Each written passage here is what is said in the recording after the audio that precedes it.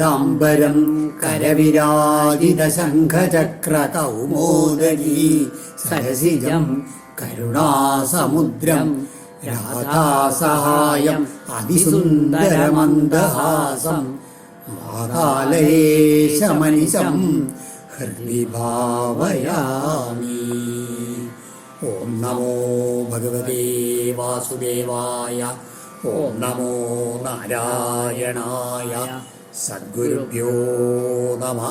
ശ്രീമദ്ഭാഗവതം അഷ്ടമസ്കന്ധം അഷ്ടാദശോധ്യായ.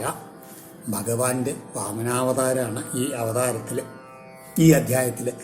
ശ്രീശുക ഉവാച ഇത്തം വിരിഞ്ചസ്തുതകർമ്മവീര്യ പ്രാദുർബഭൂവാമൃതഭൂരദീത്യം ചതുർഭുജ ശംഖഗദാബ്ജശക്ര വിശങ്കവാസ നളിനായതേക്ഷണാ സർവത്ര ഗോവിന്ദനാമ സങ്കീർത്തനം ഗോവിന്ദ ഗോവിന്ദ. ഇത്തം വിരിഞ്ചസ്തുത കർമ്മവീര്യ. ശ്രീശുബ്രഹ്മർഷി പരീക്ഷത്തിനോട് പറയാണ്, ഇപ്രകാരം ബ്രഹ്മാവിനാൽ സ്തുതിക്കപ്പെട്ട കർമ്മങ്ങളോടും വീര്യങ്ങളോടും കൂടിയവനും അമൃതഭൂ അതായത് ജന്മാദികളില്ലാത്തവനും പുമാൻ പുരുഷോത്തമനുമായ ഭഗവാൻ എങ്ങനെയാണ്? ചതുർഭുജ ശംഖ ഗദ അബ്ജചക്ര പിശങ്കവാസ നളിനായ ദക്ഷണ. നല്ല മഞ്ഞ പട്ടുടുത്തിട്ട് നാല് കൈകളിൽ ശംഖ, ചക്രം, ഗദ, പങ്കജം ഈ ആയുധങ്ങളോട് കൂടിയിട്ട് ആ നല്ല നീണ്ട നളിനായ താമരപ്പൂ പോലെ നീണ്ട കണ്ണുകളോട് കൂടിയിട്ടുള്ള ഭഗവാൻ പ്രാദുർബഭൂ അമൃതഭൂ അതിഥിയുടെ മുമ്പിൽ അങ്ങോട്ട് പെട്ടെന്ന് അങ്ങോട്ട് പ്രത്യക്ഷപ്പെട്ടു. എങ്ങനെയാണ്? ശ്യാമാവതാതോ ജടരാജകുണ്ടല തിഷോല്ലസൽ ശ്രീവദനംബുജപ്പുമാൻ ശ്രീവത്സവക്ഷ മലയംഗതുല്ലസൽ കിരീടകാഞ്ചീ ഗുണചാരു നൂപുര മധുവ്രതം വ്രാത വികുഷ്ടയാ സ്വയാ വിരാജിത ശ്രീവനമാലയാ ഹരി പ്രജാപതേർസ്മതമസ്വരോജിഷ വിനാശയൻ കണ്ഠനിവിഷ്ട കൗസ്തുഭ. ഭഗവാന്റെ മനോഹരമായിട്ടുള്ള രൂപം വീണ്ടും വർണ്ണിക്കുകയാണ്. എങ്ങനെയാണ്? ശ്യാമാവതാത നല്ല നീല നിറാണ്, പരിശുദ്ധമായിട്ടുള്ള നീല നിറം. ജഷരാജകുണ്ടലത്വിഷ അതായത് മകരകുണ്ടലങ്ങളുടെ ശോഭ കൊണ്ട് ഉല്ലസൽ ശ്രീവദനാംബുജ അധികം വിലസുന്ന ശ്രീമുഖ പത്മശോഭയോടു കൂടിയവനും ശ്രീവത്സവക്ഷ ആ മാറിടത്തിൽ ശ്രീവത്സം എന്നുള്ള മറുകുണ്ട്. പിന്നെ വലയ അങ്കത ഉല്ലസൽ കിരീട കാഞ്ചി ഗുണചാരു നൂപുര കടകം തോൾവളകൾ എന്നിവ അണിഞ്ഞിട്ടുള്ള ശോഭായമാവേണ്ട അതുമാതിരി നല്ല മനോഹരമായിട്ടുള്ള കിരീടം, പൊന്നരഞ്ഞാണ്, ഭംഗിയേറിയുള്ള കാൽത്തള, ഇങ്ങനെയുള്ള പല ആഭരണങ്ങളുണ്ട് ഭഗവാന്. ഒപ്പം തന്നെ മധുവ്രതം വ്രാത വിഗുഷ്ടയാ സ്വയാ അതെങ്ങനെയാണ്? നല്ല വണ്ടുകളുടെ സമൂഹം കൊണ്ട് ഇങ്ങനെ സമ്പുതമുഖരിതായിട്ടുള്ള തൻ്റെ ആ വനമാലയ ആയി വിരാജിത. പിന്നെ കണ്ഠനിവിഷ്ട കൗസ്തുഭ കഴുത്തിലണിഞ്ഞിട്ടുള്ള വളരെ ശ്രേഷ്ഠമായിട്ടുള്ള കൗസ്തുഭ പണിയോട് കൂടിയിട്ട് ആ ഭഗവാൻ തൻ്റെ ശോഭ കൊണ്ട് സ്വരോജിഷ തൻ്റെ ശോഭ കൊണ്ട് പ്രജാപതേ വേശ്മതമ ആ കശ്യപ പ്രജാപതിയുടെ ആ ആശ്രമത്തിനകത്തുള്ള അന്ധകാരത്തെ മുഴുവൻ നശിപ്പിച്ചുകൊണ്ട് അതിഥിയുടെ മുമ്പിൽ അങ്ങോട്ട് ആവിർഭവിച്ചു എന്നാണ് പറയണത്. എന്താണ്? ആകെ ഒരു മ്ലാനത വന്ന അവസാനം അതായിരുന്നല്ലോ അവിടെ അതിഥിയുടെ ആ ഗൃഹത്തിലെ കശ്യപ പ്രജാപതി അവിടെ ഉണ്ട്. ആ പെട്ടെന്ന് ആ മ്ലാനതകളൊക്കെ മാറ്റി ആ അന്ധകാരത്തിലുള്ള രൂപത്തിൽ അതൊക്കെ തളം കെട്ടിയിരുന്ന മ്ലാനതയൊക്കെ മാറ്റിക്കൊണ്ടാണ് ഭഗവാന്റെ ശോഭയോട് കൂടിയിട്ടുള്ള ആവിർഭാവം. എന്നിട്ടോ ദിശപ്രസേതു സലിലാശയാസ്തദാ പ്രജാപ്രഹൃഷ്ട ഋതവോ ഗുണാന്വിത ദ്യൗരന്തരിക്ഷം ക്ഷിതിരഗ്നിജിഹ്വാ ഗാവോദ്വിജ സംജഗൃഷു നഖാശ്ച. ഇങ്ങനെ ആലോചിച്ച് നോക്കിയറിയാം ഭഗവാൻ ഈ വാമന രൂപത്തിൽ വരുമ്പോഴും മഹാബലിയുടെ ഈ വാമനാവതാരത്തിലും ശ്രീകൃഷ്ണാവതാരത്തിലും ഭഗവാൻ ആദ്യം പ്രത്യക്ഷപ്പെടുന്നത് ആ മഹാവിഷ്ണുവിൻ്റെ രൂപത്തിൽ തന്നെയാണ്. ആ 4 കൈകളിലെ ശംഖചക്ര ഗദാപത്മങ്ങളോടുകൂടി മഹാവിഷ്ണു പിന്നീടാണ് ആ തൻ്റേതായിട്ടുള്ള മനുഷ്യരൂപം സ്വീകരിക്കുന്നത്. ഇവിടെയും അങ്ങനെ തന്നെയാണ്. എങ്ങനെയാണ് ആ സമയത്ത് വാമന ഈ ഭഗവാൻ അവതരിച്ച സമയത്ത് തഥാ ദിശ സലിലാശയാ പ്രസേതു, ദിക്കുകളും ജലാശയങ്ങളും എല്ലാം തെളിഞ്ഞു. പ്രജാപ്രഹൃഷ്ട, ജനങ്ങളെല്ലാം തന്നെ വളരെയധികം സന്തുഷ്ടരായി. ഋതവ ഗുണാന്വിത, ഋതുക്കളെല്ലാം അവയവയുടെ ഗുണത്തിനനുസരിച്ച് പ്രകടമാക്കിക്കൊണ്ടിരുന്നു പറയുകയാണ്. ദ്യൗ അന്തരീക്ഷം ക്ഷിതി, സ്വർഗവും ആകാശവും ഭൂമിയും അതേപോലെ തന്നെ അഗ്നിജിഹ്വ ദേവന്മാരും ഗാവ പശുക്കളും ദ്വിജ ബ്രാഹ്മണരും നഗാച പർവ്വതങ്ങളും എല്ലാം സഞ്ജഹൃഷു സന്തോഷിച്ചു. ആ ഭഗവാന്റെ അവതാരം അങ്ങനെ ഉണ്ടായപ്പോഴേക്കും പ്രപഞ്ചം മുഴുവൻ അങ്ങോട്ട് സന്തോഷിച്ചു എന്ന് പറയുന്നത്. പ്രത്യേകിച്ച് സാത്വിക ഭാവത്തിലുള്ള ദേവന്മാർ, ബ്രാഹ്മണര്, പശുക്കള്, അതുമാതിരി എല്ലാ 3 ദിക്കുകളും എല്ലാം സന്തുഷ്ടായി. ശ്രവണായം ശ്രവണദ്വാദശ്യം മുഹൂർത്തേ വിഹിരി പ്രഭു സർവേ നക്ഷത്രതാരാദ്യ ചക്രുസ്തജന്മദക്ഷിണം. പ്രഭു പ്രഭാവശാലിയാണ് ഭഗവാൻ.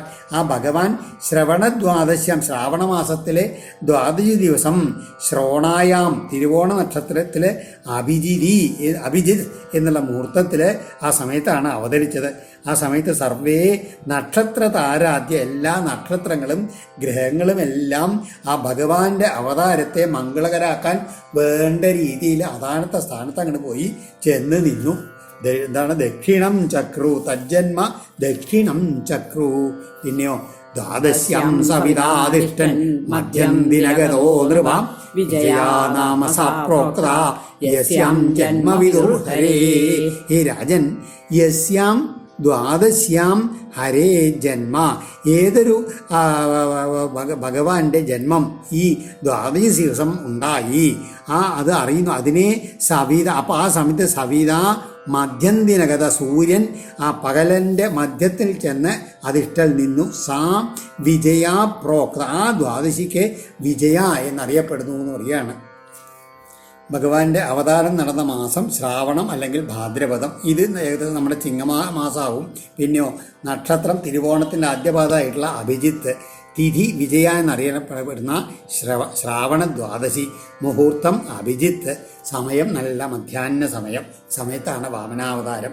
ശംഖദുന്ദുവയോ നേതു മൃദംഗവണവാനഘ ചിത്രവാദിത്രദൂര്യാണം നിർഘോഷസ്തുമുലോപവൽ പ്രീതാച്ചാപ്സരസോ നൃത്യൻ ഗന്ധർവപ്രവരാജഹു തുഷ്ടുമുനയോ ദേവ മനവ പിതരോഗ്നയാ സിദ്ധവിദ്യാധരഗണ സഖിം പുരുഷകിന്നര ചാരണ യക്ഷരക്ഷാംസി സുവർണാഭുജഗോത്തമാ ഗായന്തോരിപ്രശംസന്തോ നൃത്യന്തോ വിബുധാനുഗ ആദിത്യ ആശ്രമപദം കുസുമൈ സമവാകിരൻ. ഇങ്ങനെ ആ ഭഗവാന്റെ അവതാര സമയത്ത് ശംഖ, തുന്തുഭി, പെരുമ്പറ, മൃദംഗം, മദ്ദളം, കൊമ്പ്, കുഴല് ഇങ്ങനെയുള്ള വിവിധ വാദ്യഘോഷങ്ങളാൽ അവിടെ എല്ലാം മുഖരിതായി എന്ന് പറയുകയാണ്. ആ തങ്ങളുടെ പ്രീതി പ്രകടിപ്പിക്കാൻ വേണ്ടിയിട്ട് എങ്ങനെയാണ് അപ്സരസുകൾ അങ്ങനെ നൃത്തം ചെയ്യാൻ തുടങ്ങി, ഗന്ധർവ മുഖ്യന്മാരങ്ങനെ പാടാൻ തുടങ്ങി, മഹർഷിമാർ, ദേവന്മാർ, മനുക്കള്, പിതൃക്കള്, അഗ്നിദേവതകൾ ഇവരെല്ലാവരും ആ ഭഗവാനെ സ്തുതിക്കാൻ തുടങ്ങി.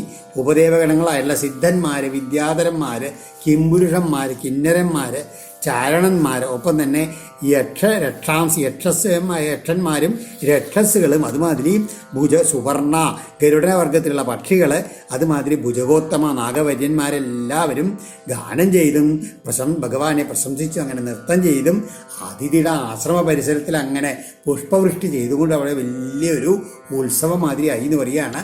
ദൃഷ്ട്വാ അതിഥിസ്തം നിജഗർഭസംഭവം പരം പുമാംസം മുദമാവ വിസ്മിത ഗൃഹീതദേഹം നിജയോഗമായയാ പ്രജാപതിശ്ചാഹ ജയേരി വിസ്മിത. നിജഗർഭസംഭവം തം പരം പുമാംസം, തൻ്റെ ഗർഭത്തിൽ നിന്ന് ജനിച്ചിട്ടുള്ള ആ പുരുഷോത്തമനെ ദൃഷ്ട്വ കണ്ടിട്ട് അതിഥി വിസ്മിത വിസ്മയം പൂണ്ട് വളരെയധികം സന്തോഷിച്ചു. മുദമാവ പ്രജാപതി ച കശ്യപ്രജാപതിയും നിജയോഗമായയാ ഗൃഹീതദേഹം, ഭഗവാന്റെ ഈ രൂപം തന്റെ യോഗമായ ശക്തി കൊണ്ട് എടുത്തതാണെന്ന് അദ്ദേഹത്തിന് അറിയാം. ആ രൂപം കണ്ടിട്ട് വിസ്മിത അത്ഭുത സ്തബ്ധനായിട്ട് ജയ ജയ എന്ന് ഉറക്കെ ആശംസിച്ചു.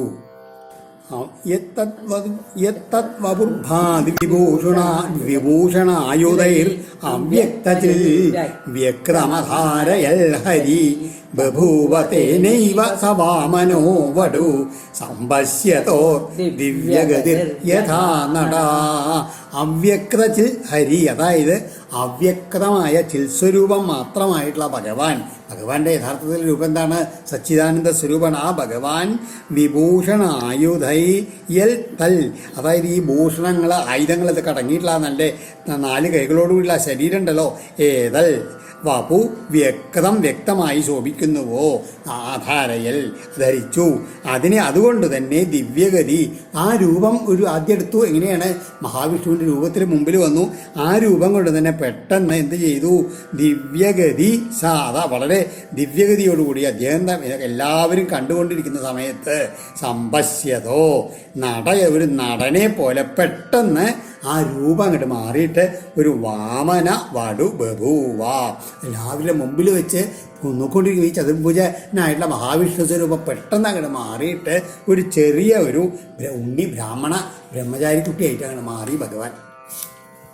ഒരു നടൻ വേഷം മാറില്ലേ പെട്ടെന്ന്, അത് മാതിരിയായിരുന്നു എന്ന് പറയുകയാണ്. തം വടും വാമനം ദൃഷ്ട്വാ മോദമാനാ മഹർഷയ കർമാണി കാരയാമാസു പുരസ്കൃത്യ പ്രജാപതിം. അപ്പോൾ ഭഗവാൻ ഒരു ഉയരം കുറഞ്ഞ, അതാണ് വാമനം, പൊക്കം കുറഞ്ഞൊരു തമ്പടും ആ ബ്രാഹ്മണകുമാരനെ ദൃഷ്ട്വ കണ്ടിട്ട് മോദമാനാ മഹർഷയ, സന്തുഷ്ടരായിട്ടുള്ള മഹർഷിമാരെല്ലാവരും കൂടി പ്രജാപതിയും കശ്യപ പ്രജാപതിയെ മുൻനിർത്തിയിട്ട് ആ ഉണ്ണിയുടെ കർമാണി കാരയാമാസു, ജാതകർമാദി ക്രിയകളെല്ലാം ചെയ്യിപ്പിച്ചു എന്ന് പറയുകയാണ്. തസ്യോപനീയമാനസ്യ സാവിത്രിം സവിതാബ്രവീൽ ബൃഹസ്പതി ബ്രഹ്മസൂത്രം മേഖലം കശ്യപോദൽ. ആ ബ്രാഹ്മണകുട്ടിക്ക് തസ്യ ഉപനയനം നടത്താൻ വേണ്ടിയിട്ടുള്ള സാവിത്രിയും നടത്തുന്ന സമയത്ത് ഗായത്രി മന്ത്രം ആരാ പറഞ്ഞു കൊടുത്ത്? സവിതാവ്. അതിൻ്റെ ഗായത്രി മന്ത്രത്തിൻ്റെ ഉപജ്ഞ അതിൻ്റെ ദേവനായിട്ടുള്ള ദേവതയുള്ള സവിതാവ് തന്നെയാണ് ഗായത്രി മന്ത്രം ഉപദേശിച്ചു കൊടുത്തത്. ഈ അബ്രവീൽ ബൃഹസ്പതി ബ്രഹ്മസൂത്രം യജ്ഞോപവീതം കൊടുത്തു. കശ്യപ പ്രജാപതി, അച്ഛനായിട്ടുള്ള കശ്യപ പ്രജാപതി മേഖലാം അതാൽ മേഖലയും കൊടുത്തു. ദദൗ കൃഷ്ണാജിനം ഭൂമിർ ദണ്ഡം സോമോ വനസ്പതി കൗബീനാച്ഛാദനം മാതാ ജൗഛത്രം ജഗതപ്പതേ ലോകനാഥനായിട്ടുള്ള ഭഗവാന് കൃഷ്ണാജിനത്തെ ഭൂമിദേവി കൊടുത്തു. ദണ്ഡത്തിന് വനസ്പതി വനങ്ങളുടെ അധിപനായിട്ടുള്ള സോമൻ ചന്ദ്രൻ കൊടുത്തു. കൗബീനാച്ഛാദനം നഗ്നത മറയ്ക്കാനുള്ള കൗബീനം മാതാവായിട്ടുള്ള അതിഥി കൊടുത്തു. ഛത്രം കുടയേ ദ്യൗ അന്തരീക്ഷം കൊടുത്തു. ദ്യൗ അതായത് അന്തരീക്ഷം കൊടുത്തു. സംഭാവന ചെയ്തു. കമണ്ഡലും വേദഗർഭ കുശൻ സപ്തർഷയോ ദദു അക്ഷമാലം മഹാരാജ സരസ്വത്യാംവ്യയാത്മന. ഹേ മഹാരാജനായിട്ടുള്ള പരീക്ഷത്തെ അംവ്യയാൽപ നിർവികാര സ്വരൂപനായിട്ടുള്ള ആ ഭഗവാന് കമണ്ഡലു ജലപാത്രത്തെ ആരാ കൊടുത്തത്? വേദഗർഭമായിട്ടുള്ള ബ്രഹ്മാവനെയാണ് കൊടുത്തത്. പിന്നെയോ അക്ഷമാല ജപമാലയെ കൊടുത്തത് ആരാണ്?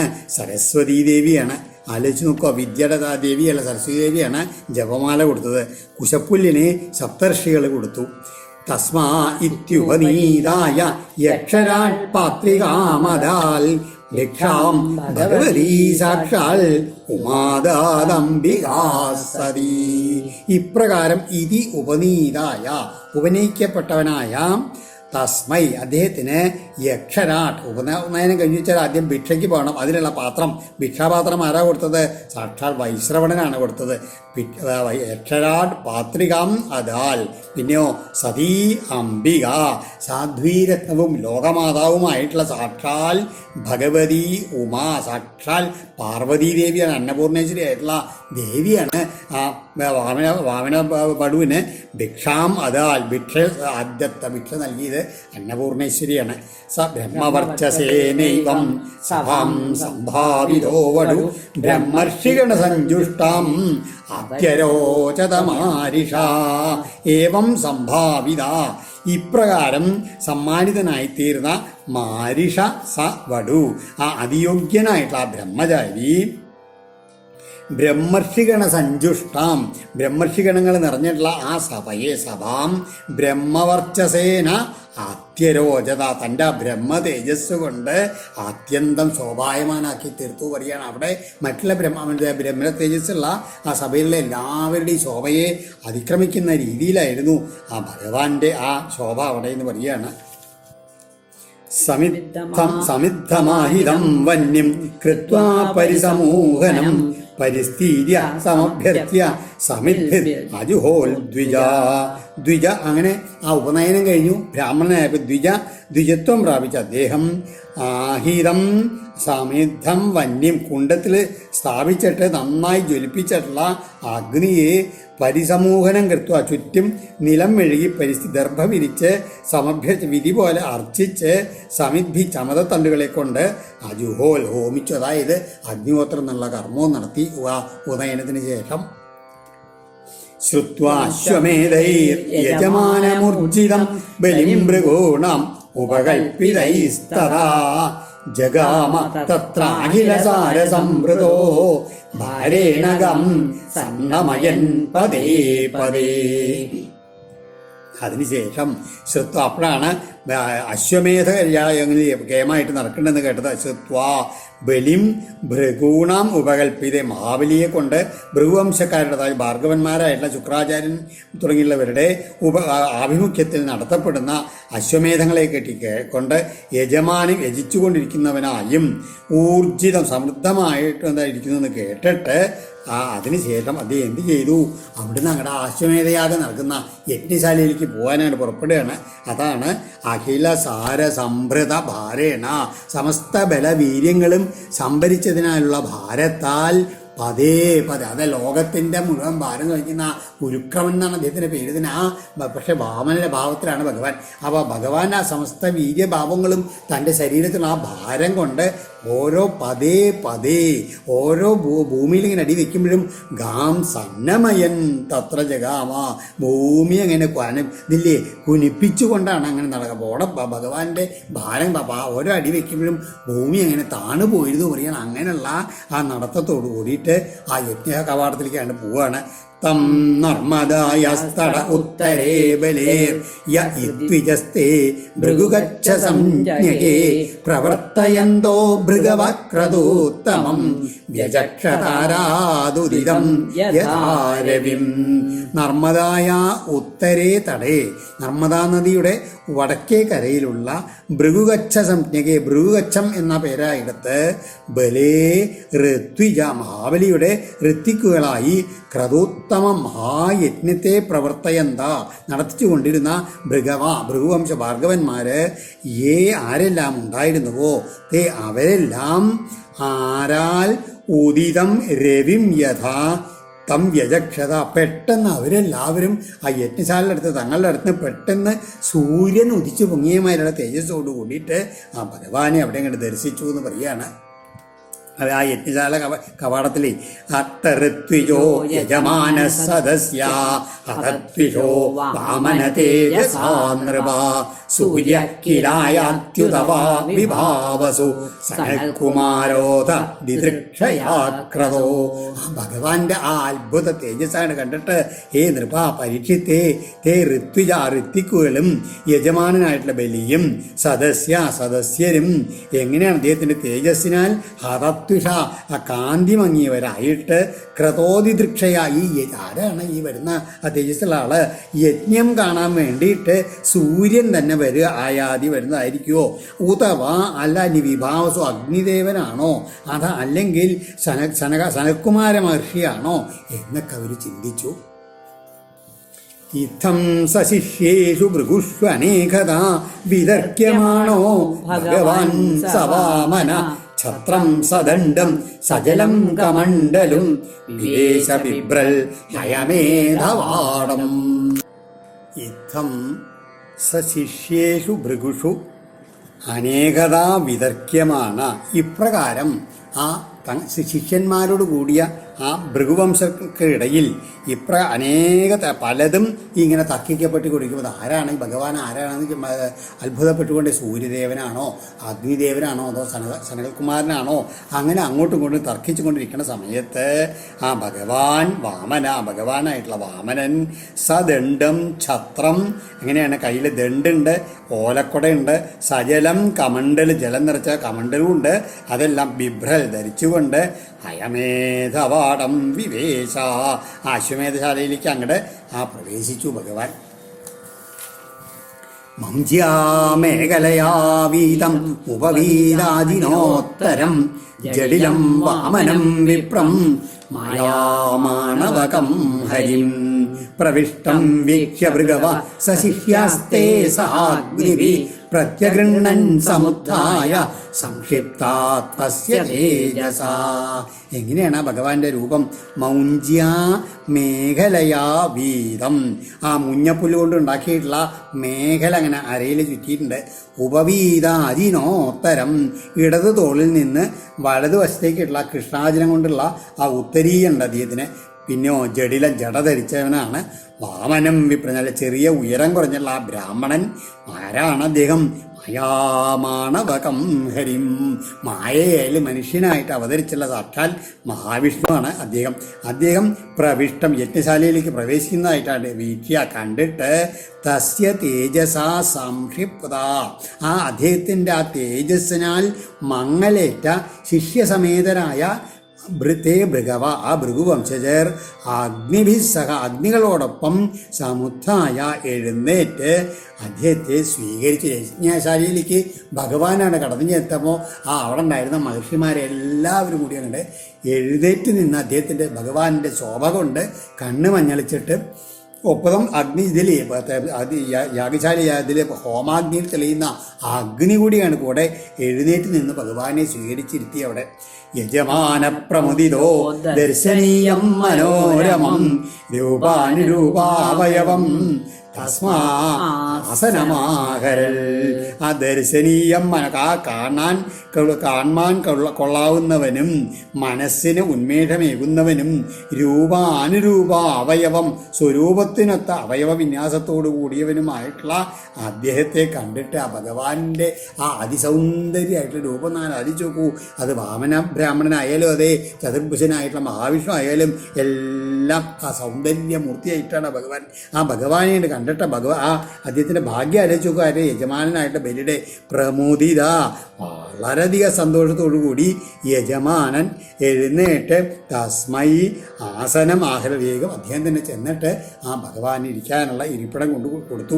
സ്വാഗതേന അഭിനന്ദ്യാത പാദൗ ഭഗവതോ ബലി അവനിത്യർച്ചയാമാസ മുക്തസംഗമനോരമം. അതിനുശേഷം അതാ ബലി സ്വാഗതേന അഭിനന്ദ്യ, സ്വാഗതവാക്യങ്ങളെ കൊണ്ട് അദ്ദേഹത്തിനെ അഭിനന്ദിച്ചിട്ട് ഭഗവത പാദൗ അവനിജ്യ, ആ ഭഗവാന്റെ തൃപ്പാദങ്ങളെ ആ തൻ്റെ കയ്യിലുള്ള ജലം കൊണ്ട് അങ്ങോട്ട് കഴുകിച്ചു. എന്നിട്ടോ മുക്തസംഗമനോരമം, ഒരു വിരക്തരായവരുടെ ആയുള്ളവരുടെ മനസ്സിനെ പോലും രമിപ്പിക്കുന്ന അദ്ദേഹത്തെ അർച്ചയാം. അതായത് മുക്തന്മാർക്ക് കൂടിയിട്ട് എങ്ങനെയാണ് ഭഗവാന്റെ പാതാരവിന്ദങ്ങൾ കിട്ടിയാൽ ഏറ്റവും വലിയ സന്തോഷം ആനന്ദം ലഭിക്കും. അങ്ങനെയുള്ള ഭഗവാന്റെ പാതാരവിന്ദങ്ങളെ ആ ബലി കഴുകിയിട്ട് അവന് ശേഷം പൂജിക്കുകയും ചെയ്ത് അദ്ദേഹത്തിൻ്റെ ഭാഗ്യം ഒന്ന് ആലോചിച്ച് നോക്കൂ. എന്താണ്? പാദശൗചം ജനകന്മഷാവഹം സധർമ്മവിന്മൂർധ്ന്യദധാൽ സുമംഗളം യൽ ദേവദേവോ ഗിരിശ ചന്ദ്രമൗലിർ ദധാരമൂർധ്നാ പരയാച്ച ഭക്തി. ധർമ്മവിൽസ, അതാണ് ധർമ്മം എന്താണെന്ന് അറിയുന്ന ആളാണ് അദ്ദേഹം. എങ്ങനെയാണ്? ജനകന്മഷാപകം, ജനങ്ങളുടെ പാപമാകുന്ന ചേറിനെ മാലിന്യങ്ങളെ മുഴുവൻ അകറ്റുന്നതായിട്ടുള്ള സുമംഗളം തൽപാദശൗച, അത്യധികം മംഗളകരമായിട്ടുള്ള ആ അദ്ദേഹത്തിൻ്റെ കാൽ കഴിച്ച ജലത്തെ മൂർധ്നി അതാൽ തൻ്റെ ശിരസിൽ അങ്ങോട്ട് ധരിച്ചു എന്ന് പറയുകയാണ്. അത്ര ഭാഗ്യവാനാണ് ബലി. ആലോചിച്ച് നോക്കൂ. അതാണ് ധർമ്മം എന്ന് അറിയുന്ന ആളാണ്, അതുകൊണ്ടാണ് ചെയ്തത്. ആ സമയത്ത് അതിൻ്റെ പാദതീർത്ഥത്തിൻ്റെ മാഹാത്മ്യം എന്താണ്? യാതൊന്നിനെ ദേവദേവ ചന്ദ്രമൗലി, സാക്ഷാൽ ചന്ദ്രചൂടനായിട്ടുള്ള പരമേശ്വരൻ, ദേവന്മാർക്ക് കൂടി ദേവനായിട്ടുള്ള പരമേശ്വരൻ ഗിരീശ ശിവനും കൂടിയിട്ട് പരയാ ഭക്രിയ മൂർധ്നി ദധാര, പരമേശ്വരനും കൂടിയിട്ട് ആ ഗംഗ, ആകാശഗംഗ എന്താണ്? ഭഗവാന്റെ പാദതീർത്ഥാണ്. അത് ഭക്തിയോടുകൂടി പരമേശ്വരനും കൂടിയിട്ട് തൻ്റെ ശിരസിൽ അങ്ങനെ ധരിച്ചു വയ്ക്കുന്നു. ആ പാദതീർത്ഥത്തിനെയാണ് ആ ബലി തൻ്റെ ശിരസിലാണ്ടാണ്. അദ്ദേഹത്തിൻ്റെ ഭാഗ്യം ഒന്ന് ആലോചിച്ച് നോക്കൂ എന്ന് പറയുകയാണ്. എന്നിട്ട് ആ ഭക്തിയോട് കൂടിയിട്ട് ബലിരുവാച സ്വാഗതം തേ നമസ്തുഭ്യം ബ്രഹ്മൻ കിം കരവാമതേ ബ്രഹ്മർഷീണം തപസ്സാക്ഷൻ മന്യേ ത്വാര്യവബുദ്ധരം. ഹേ ആര്യ ബ്രഹ്മൻ, ഉത്തമ ബ്രാഹ്മണ എന്നാണ് വിളിക്കുന്നത്. തേ സ്വാഗതം, അങ്ങയ്ക്കിതാ ഞാൻ സ്വാഗതം നൽകുന്നു. അങ്ങനെ അതിലേ സ്വാഗതം പറയുന്നു. തുഭ്യം നമ, അങ്ങയ്ക്ക് നമസ്കാരം നമസ്കാരം. തേക്കും കരവാം, അങ്ങയ്ക്ക് വേണ്ടി ഞാൻ എന്താണ് ചെയ്തു തരേണ്ടതെന്ന് ചോദിക്കുകയാണ്. ബ്രഹ്മർഷീണം, അങ്ങ് ആരാണ്? ബ്രഹ്മർഷീണം വപുർധരം സാക്ഷാൽ തപ ത്വാമന്യ. അങ്ങ് എങ്ങനെയെന്ന് വെച്ച് കഴിഞ്ഞാൽ ബ്രഹ്മർഷിമാരുടെ രൂപം ധരിച്ചിട്ടുള്ള സാക്ഷാത്തായിട്ടുള്ള തപസ്സിൻ്റെ മൂർത്തിമത് ഭാവമായിട്ട് അങ്ങേ ഞാൻ കരുതണു എന്നാണ് പറയണത്. പിന്നെയോ അങ്ങ് ഇവിടെ വന്നതുകൊണ്ട് അദ്യനപ്പിതരസ്തൃപ്ത അദ്യനപ്പാവിതം കുലം അദ്യസ്വിഷ്ടക്രതുരയം ഭവാനാഗതോ ഗൃഹാൻ. യാതൊന്നിനാൽ ഭവാൻ അങ്ങ് അസ്മൽ ഗൃഹാൻ ആഗത, അങ്ങതാ അടിയൻ്റെ ഈ ഭവനത്തിലേക്ക് ഇങ്ങോട്ട് വന്നില്ലേ. അതിനാൽ ഇപ്പോൾ ഞങ്ങളുടെ ഞങ്ങളുടെ പിതൃക്കൾക്കെല്ലാം സന്തോഷമായി. അദ്യന, ഇപ്പോൾ ഞങ്ങളുടെ കുലം വംശവും പരിശുദ്ധാക്കപ്പെട്ടു. ഇനിയോ അദ്യ, ഇപ്പോൾ അയം കൃതി, ഈ യജ്ഞം തന്നെ സ്വിഷ്ട വളരെ നന്നായി നിർവഹിക്കുക. കാരണം ഭഗവാൻ തന്നെ അവിടെ പ്രത്യക്ഷപ്പെട്ട് വലിയ ആ യജ്ഞം കൂടി വളരെ നല്ല രീതിയിൽ നടത്തപ്പെട്ടതായി എന്ന് പറയുകയാണ്. ഒപ്പം അദ്യ അഗ്നയോ മേ സുഹൃതായഥാവിധി ദ്വിജാത്മജത്തൽ ചരണാവനേ ജനൈ ഹതംഭസോ വാർഭിരിയം ച ഭൂരഹോ തഥാ പുനീത തനുഭി പദൈസ്തവ. ഹേ ദ്വിജാത്മജ, അല്ലയോ ബ്രാഹ്മണകുമാര, അദ്യ ഇന്ന് ത്വൽ ചരണാവനേജനെ, അങ്ങയുടെ ഈ ശ്രീപാദങ്ങൾ കഴുകിയിട്ടുള്ള വാർഭി ജലത്താൽ ഹതാംഭസ, എല്ലാ പാപങ്ങളും തീർന്ന അറുതി വന്ന മേ അഗ്നയ, എൻ്റെ ഈ ശ്രൗതാഗ്നികൾ യഥാവിധി വേണ്ട പോലെ ആഹൂതി ചെയ്യപ്പെട്ടവയായി. തഥാ, അതുപോലെ ഇയം ഭൂച, ഈ ഭൂപ്രദേശവും അങ്ങയുടെ തനുഭി പദൈ, കൊച്ചു കാൽപ്പാടുകളാൽ ശുദ്ധീകരിക്കപ്പെട്ടു എന്ന് പറഞ്ഞിട്ട് ആ ഭഗവാന്റെ മഹത്വം പരിപൂർണമായിട്ട് മനസ്സിലാക്കിയ രീതിയിലാണ് സ്തുതിക്കണത്. അപ്പോൾ ഭഗവാനും വേണമെച്ചാൽ ഉള്ളിൽ തോന്നിയിട്ടുണ്ടാവാം, തൻ്റെ മനസ്സിലാക്കിയോ, ഈ മഹാബലിക്ക് ഞാൻ ആരാണെന്ന് മനസ്സിലായോ എന്നുള്ള രീതിയിലാണ് ആചാര്യം പറയാണ്ട് ആ കയ്യിലുള്ള ഇതിൻ്റെ ഭിക്ഷാപാത്രം മെല്ലെ അങ്ങനെ നീട്ടി കാണിച്ചത്. അപ്പോഴാണ് പറയണത് വടോ വഞ്ചസി തൽപ്രതീക്ഷമേ ത്വാം അർത്ഥിനം വിപ്രസുതാനുതർക്കയേ ഗാം കാഞ്ചനം ഗുണവത്താമമൃഷ്ടം തദന്നപേയമുതവാ വിപ്രകന്യാം ഗ്രാമാൻ സമൃദ്ധാം സ്ഫുരഗാൻ ഗജാൻ വാ യഥാം തദർഹത്തമ സംപ്രതീച്ഛ. അത് കണ്ടപ്പോൾ മനസ്സിലായി ഇദ്ദേഹം ഭിക്ഷയാചിച്ചു കൊണ്ടുവന്ന ബ്രാഹ്മണകുമാരൻ. അതാണ് ഏ വിപ്രസുത വടോ, അല്ലയോ ബ്രാഹ്മണകുമാരനായ ബ്രഹ്മചാരിൻ, ത്വാം അർത്ഥിനം അനുതർക്കയെ, അങ്ങ് എന്തോ അർത്ഥിച്ചുകൊണ്ട് ആഗ്രഹിച്ചുകൊണ്ട് എൻ്റെ മുമ്പിൽ വന്നതാണെന്ന് ഞാൻ അനുമാനിക്കണു. അർഹത്തമ, എന്നാലോ പൂജിക്കാൻ ഏറ്റവും യോഗ്യനായവനാണ് അങ്ങ്. അതുകൊണ്ട് മേ, എന്നിൽ നിന്ന് യത് വാഞ്ചസി, അങ്ങയ്ക്ക് എന്തൊക്കെയാണ് ആഗ്രഹം ആഗ്രഹം അതെല്ലാം പ്രതീക്ഷ മേടിച്ചോളൂ പറയാണ്. ഗാം, ഭൂമിയെ വേണോ, പശുവിനെ വേണോ, സ്വർണത്തിനെ വേണോ, ഗുണമത്ത വീട് വേണോ, അല്ല ഇനി ശുദ്ധിയും രുചിയുള്ള ഭക്ഷണപാനീയങ്ങളാണോ വേണ്ടത്? ഇനി അതുമല്ലെങ്കിൽ ഹേ വിപ്ര, അതിസുന്ദരിയായിട്ടുള്ള കന്യകയെ പത്നിയായിട്ട് വേണോ, സമ്പന്നങ്ങളായുള്ള ഗ്രാമങ്ങൾ വേണോ, കുതിരകൾ വേണോ, ആനകൾ വേണോ, രഥങ്ങൾ വേണോ, എന്താ വേണ്ട ചോദിച്ചോളൂ, യഥേഷ്ടം ചോദിച്ചു മേടിച്ചാലെന്ന് പറയാണ്. കാരണം അരിഹത്തമനാണെങ്കിൽ അങ്ങക്കാണ് തരികയാണെച്ചാൽ അങ്ങക്ക് തന്നെയാണ് തരേണ്ടതെന്നുള്ള ഭാവത്തിൽ ഭാവത്തോട് കൂടിയിട്ട് ആ മഹാബലി പറയുകയാണ് ഭഗവാനോട് ഇങ്ങനെ എന്താ വേണ്ട വെച്ചാൽ ചോദിച്ചോളൂ എന്ന്. ഓം ശ്രീകൃഷ്ണാർപ്പണമസ്തു ഇതി ശ്രീമദ്ഭാഗവതേ മഹാപുരാണേ പാരമഹംസ്യാം സംഹിതായാം അഷ്ടമസ്കന്ധേ വാമന പ്രാദുർഭാവേ ബലിവാമന സംവാദേ അഷ്ടാദശോധ്യായ സർവത്ര ഗോവിന്ദനാമ സങ്കീർത്തനം. ഗോവിന്ദ ഗോവിന്ദ. ഇവിടെ ആകാശഗംഗ പരമേശ്വരൻ ധരിച്ചത് ഇനി ആകാശഗംഗ ഉണ്ടാവാൻ പോണേ ഉള്ളൂ. പക്ഷേ ഈ ഭൂതകാലത്തിന് പക്ഷേ ഈ ഭാഗവതം എഴുതി പറഞ്ഞു സമിതിക്ക് അതൊക്കെ കഥയൊക്കെ നടന്നു കഴിഞ്ഞിട്ടുള്ളൂ. അതുകൊണ്ടാണ് പരമേശ്വരൻ ഭഗവാന്റെ പാദതീർത്ഥം ശിരസിൽ ധരിച്ചു എന്ന് പറഞ്ഞത്.